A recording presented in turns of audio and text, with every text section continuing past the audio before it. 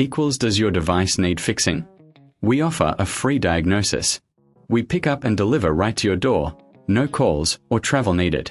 We send you a quote before repairing, and only go ahead if you approve it.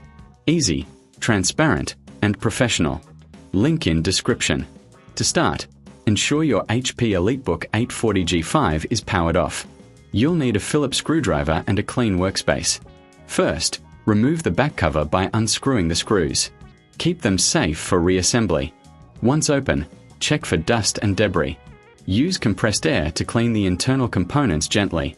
This helps with airflow and performance. Next, locate the BIOS chip. It's usually near the battery. Before proceeding, ensure your laptop is connected to power. Download the latest BIOS update from the HP website. Transfer it to a USB drive. Insert the USB into your laptop.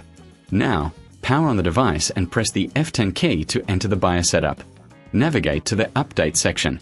Select the USB drive and follow the prompts to update. This process may take a few minutes. Once complete, your laptop will restart. For those who prefer assistance, remember we offer professional diagnosis without obligation.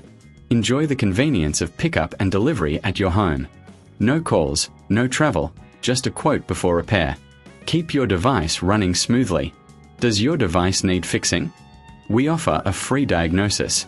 We pick up and deliver right to your door, no calls or travel needed.